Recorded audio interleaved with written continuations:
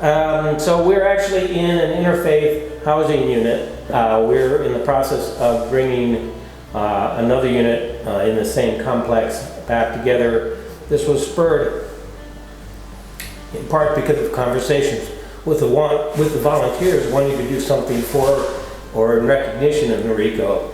Noriko was heavily involved with Interfaith, and so it seemed like the logical place to ask if they could use some help. So we're fixing up a unit to be done by the end of September. And right at the moment, there are about a dozen people in the unit next to us busily putting plates on and finishing the trim and finishing the vent fans. And caulking, but not quite the quality caulking that Noriko used to do. Noriko started volunteering with Interfaith Coalition back in 1993 when she first moved to Bellingham. And since then, she has been a force to be reckoned with. She's been ever present in just about every one of our programs.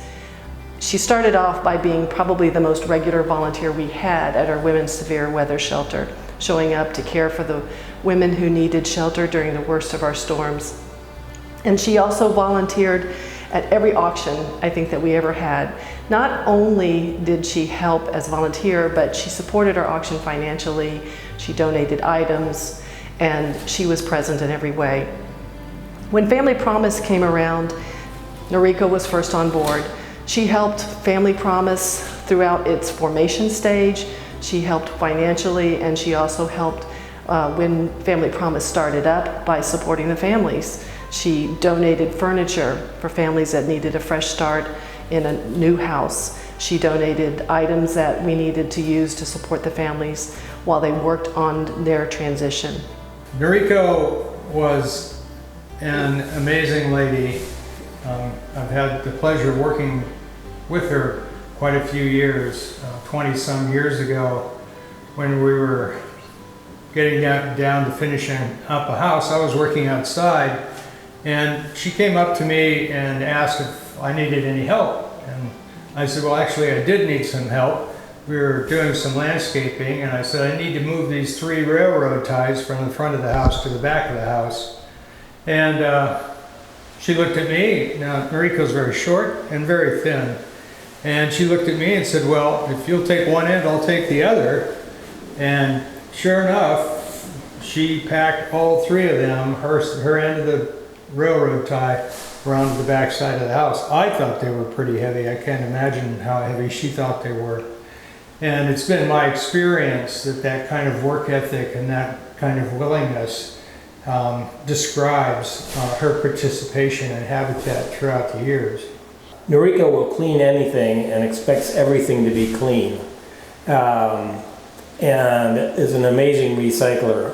I have a bucket of metals in the warehouse that I have to bring to the store yet. She has an amazing determination and dedication.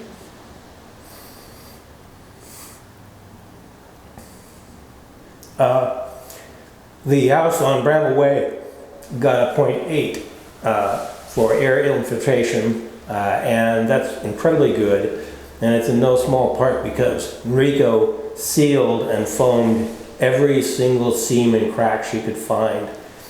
And it's interesting, one on the house on Acme, I asked her if she wanted to go up on the roof and finish nailing down the sheathing, and she was totally delighted. It took me quite a while to get the fall harness on, but she stayed up on that roof and made sure every single nail was in place. Noriko has always had a heart for anyone in need, and that didn't stop at her jumping in with both hands and feet and actively doing things. She was a big financial supporter as well. She would donate hygiene items, she would donate furniture, she would donate whatever was needed to help a family or to help an individual make their way through the struggles that they were going through. She also was a congregation rep at one of our interfaith member congregations, which meant that not only was Noriko personally doing so many things to help people. She was also motivating everyone in her congregation to get out the good works and to participate and to support Interfaith and the families and the people that we serve. So when I found out that she was moving to Des Moines, I told her she couldn't do that. She didn't listen to me. She would clean everything but her paintbrushes, and she created an expectation in all the other volunteers to perform and go back to work after breaks. Yeah, most times she was the first person to go back to work after a break. Spurred us all on. It was great.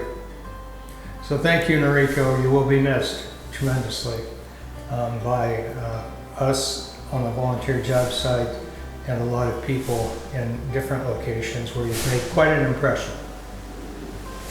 Yes.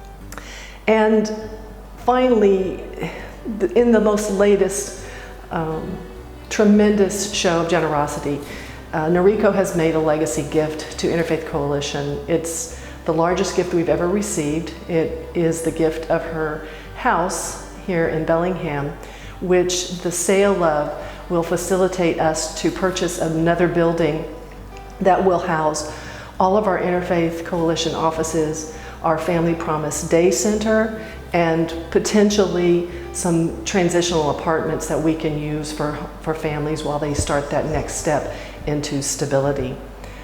Noriko is, like I said, a force of nature, and she leaves no stone unturned in her efforts to help people in need in her community.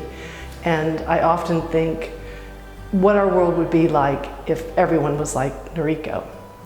So Noriko, you have the love and gratitude of all of us at Interfaith Coalition, but I know you never do this for gratitude.